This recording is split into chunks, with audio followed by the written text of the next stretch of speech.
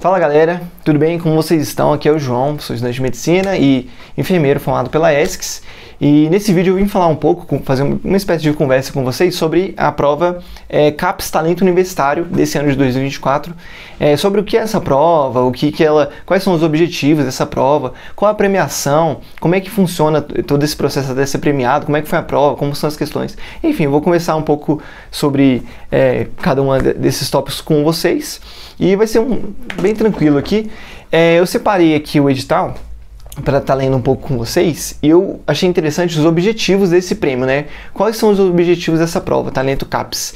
É uma prova que é muito semelhante ao Enem, então pode até ser considerado o Enem dos universitários nesse sentido, mas só que a premiação, ela vem no sentido de premiar em dinheiro aqueles que forem os melhores, né? Então, os primeiros 1000 colocados ali, ranqueados, que acertaram mais questões, tiveram um melhor desempenho na prova, eles vão receber R$5.000 para estar utilizando aí como uma forma de incentivo para os estudos para a formação acadêmica, né?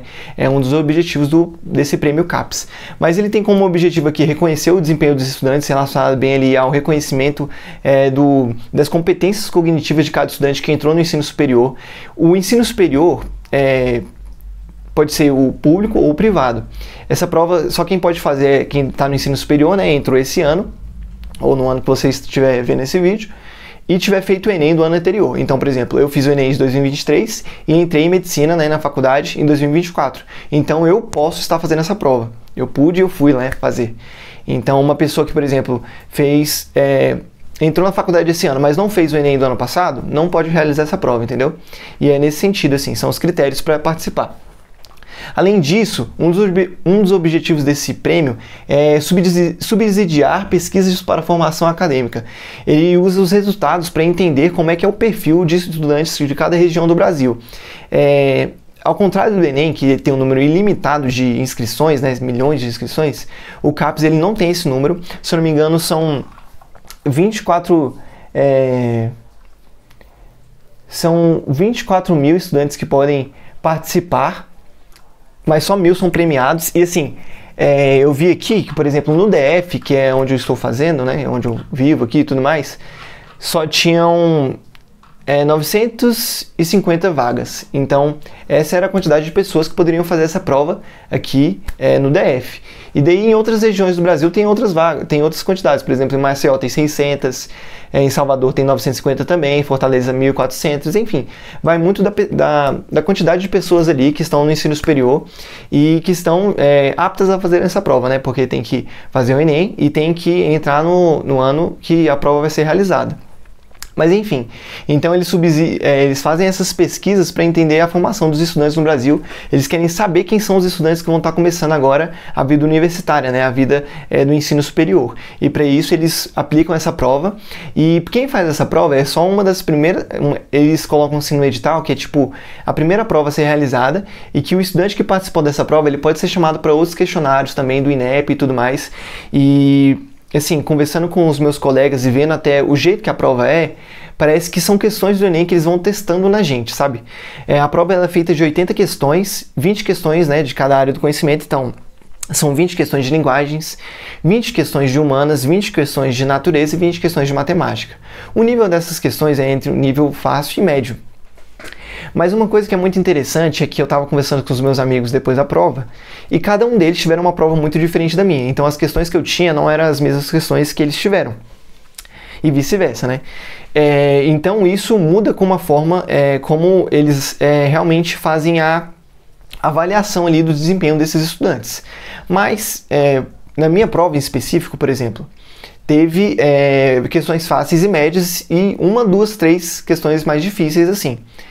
E mais uma prova da minha colega, ela falou que todas as questões para ela foram fáceis e, enfim, então, assim, eu não sei como é que eles avaliam isso, mas dentre os critérios de desempate que existe para essa prova, né, porque são 80 questões, e daí os primeiros 1000 ranqueados ali, eles vão ser pontuados, mas tem critérios de desempate, tanto que eu estava vendo o resultado das provas anteriores do prêmio CAPES, e muitas pessoas ficam com, por exemplo, 85 ponto tanto. muitas pessoas ficam com essa quantidade de acertos, né, de pontuação. Mas o que diferencia elas, um dos critérios de desempate é exatamente a nota na redação do ano do Enem que a pessoa fez. Então, por exemplo, eu fiz 980, né, no ano de 2023. Então, se eu entrar num critério de desempate ali com outra pessoa, eu já tendo a sair ganhando, porque uma pessoa que fez 980 é muito pouco, né? Ou se ela tiver feito 1000. E assim, por exemplo, eu e uma pessoa fizemos 980 juntos, aí vem outro critério, que é menor condição socioeconômica, alguma coisa nesse sentido, que foi preenchido no questionário lá. Mas enfim. E outro objetivo, continuando, né, falei sobre o critério de desempate, falei um pouco sobre como é a prova, e outro objetivo do Prêmio CAPES é exatamente incentivar os novos universitários justamente por conta da premiação que ele tem, né? Essa premiação de R$5.000 ajuda muito os estudantes e, inclusive, se eu ganhar, vai me ajudar demais, porque a gente sabe que uma formação, mesmo sendo numa instituição pública, ela tem muitos gastos. Gastos com gasolina, gastos com alimentação, quando tem que ficar o dia todo lá, enfim, e com materiais, né, e etc. Então, isso tem muitos gastos e esse prêmio, essa recompensa, né, por ter realizado essa prova e ter ido bem, realmente incentiva os alunos a continuarem, né, e ajuda ali nessa trajetória acadêmica que está se iniciando. Então, os requisitos para a candidatura é a nota no Enem, estar ingressado, né, matriculado na graduação em 2024, ter uma regularidade na matrícula, então não pode ter nenhum débito com CAPES ou com CNPq, que está escrito aqui, e é isso. Esses são os critérios para candidatura e para participar desse prêmio. Além de estar dentro do número de vagas ali para cada região, é claro, né? Os critérios de desempate é maior redação na nota do Enem, 2023, no meu caso aqui, menor renda familiar declarada no questionário socioeconômico do Enem e maior idade. Então, esses são os 3 critérios de desempate. E, bom, é isso. Aí, para as cotas para premiação, são 1.000 prêmios, né, como eu falei, mas 950 prêmios são para ampla concorrência e os 50 prêmios são para pessoas com deficiência. Então, tem cotas também na premiação do Prêmio CAPES, né, que eu não sei como é que eles separam ainda, se essas pessoas com deficiência têm que estar entre os 1.000 primeiro, colocar 1.000 entre os 1.000 ali, eu não sei, acho que não, né. Mas é que, enfim, tá aqui como eu não sei como é que eles discriminam essas pessoas assim e conseguem separar direitinho, né. Mas são essas cotas que existem aqui para premiação. Existe lista de espera, então quando a pessoa, por exemplo, é chamada para fazer ali todo o processo para receber a premiação dos 5.000, se tal pessoa não mandar todos os documentos e tudo mais, não mandar a conta, tem um processo ali que tem que ler no edital, tem a lista de espera, então os próximos vão sendo chamados à medida que essas pessoas não vão não vão enviando as documentações corretas para ganhar o prêmio, né? Então é algo que tem que tomar muito cuidado, é como se fosse realmente ali o período de inscrição no SISU e na faculdade, né? E, bom, agora eu vou falar um pouco sobre esse prêmio. Esse prêmio foi uma prova que realmente é bem semelhante à do Enem, eu não fiz o Enem esse ano, e cara, assim, ele vem de uma perspectiva bem diferente. A gente faz a prova online, no computador, a gente coloca um código e espera dar o sinal lá, que é 2h30 aqui no horário de Brasília, pra gente começar. E assim que começa, abre uma questão por vez e você vai fazendo. Você pode pular as questões, tem um mapa de questões lá que você consegue ir para uma questão de matemática, depois vai para a questão em linguagens e vai fazendo assim, de acordo com a sua estratégia. Isso foi muito bom porque eu consegui usar um pouco da minha estratégia que eu utilizava no Enem na hora da prova, então eu foquei ali em terminar as questões de matemática com calma, depois eu fui para ciências da natureza, eu tentava descansar um pouco a minha cabeça com os textos de humanas, de linguagem, né, descansar dos cálculos que eu quero dizer. E tudo isso foi muito importante, assim, saber que eu poderia ter essa mobilidade na hora da prova ali por meio do caderno de questões que é disponibilizado lá. Então é todo um sistema que ele é muito bem organizado no computador, não é difícil de fazer.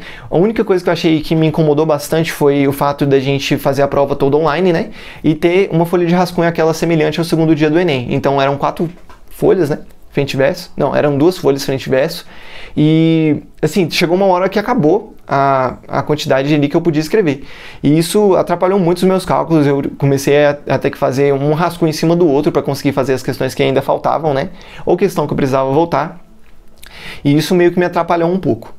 Além disso, as questões de língua estrangeira, elas não podem ser escolhidas por você. Por exemplo, eu sempre fiz inglês no Enem, mas nessa prova do Prêmio CAPES eu fiz 7 questões de espanhol e 3 ou 2 questões de inglês, coisa que eu nunca lidei com isso. Mas como eu estava me preparando um pouquinho antes, né, eu consegui me preparar aí uma semana antes, mais ou menos também, eu consegui dar uma lida no espanhol e consegui desenrolar as questões.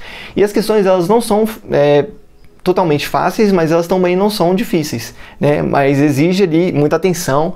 Realmente é como se você estivesse fazendo a prova do Enem ali. Precisa de muita atenção, precisa de muito cuidado na hora dos cálculos, que você pode ficar confuso, você pode ler alguma coisa errada também nos textos que são grandes. Tem textos grandes também ali na parte de linguagens. E assim, são todas as áreas de uma vez, né? Então isso pode trazer diferenças significativas frente ali ao que a gente vê no Enem e ao que a gente vê nessa prova do Prêmio CAPES. Quando você vê ali o conteúdo para essa prova, eles colocam assim, só conhecimentos gerais, mas não são conhecimentos gerais, são realmente questões de linguagens humanas, ciência da natureza e probabilidade não, matemática. Eu falei probabilidade porque caiu muitas questões de probabilidade, caiu sobre estatística, caiu regra de 3, caiu sobre geometria plana, geometria espacial, tudo isso caiu, né, na hora da prova, lá na parte de matemática, questões médias, na minha opinião.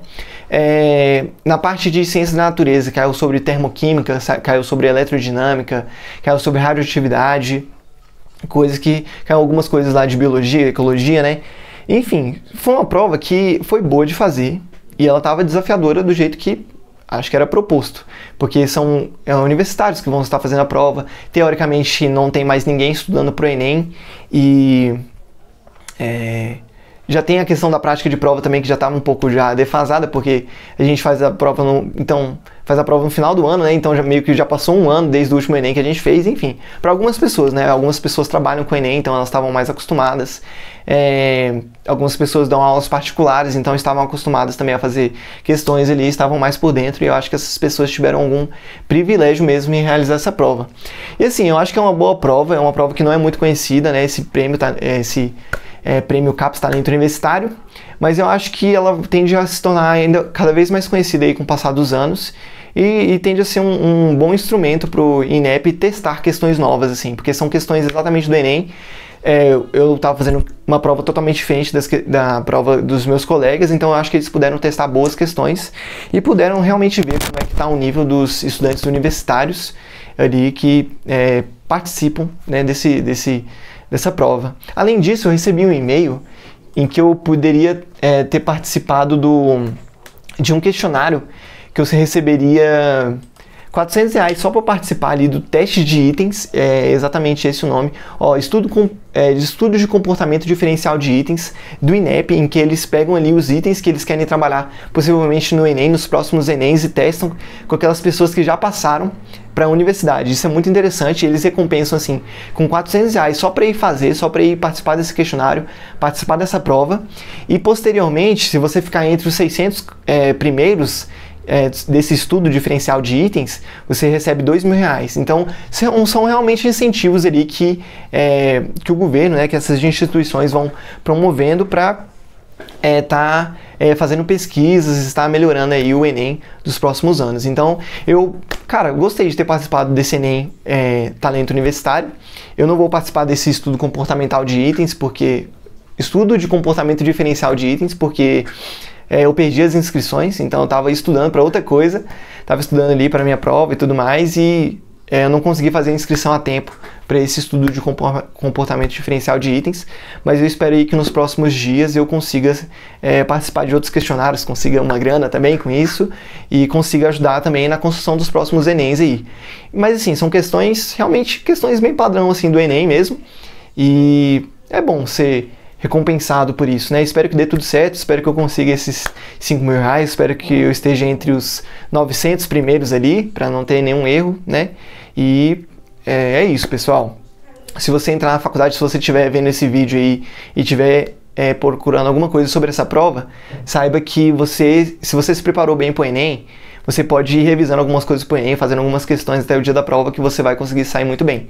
A prova ela é feita online, né? Então, não tem muito mais o que dizer. É isso, acho que eu consegui passar boas informações sobre essa prova. Não esquece de curtir, comentar, compartilhar esse vídeo, me falar o que você achou, se você fez essa prova também, ou se você vai fazer, como é que você está sentindo, me fala aí que eu vou gostar muito de ver. Já é? Então tamo junto, galera. Valeu!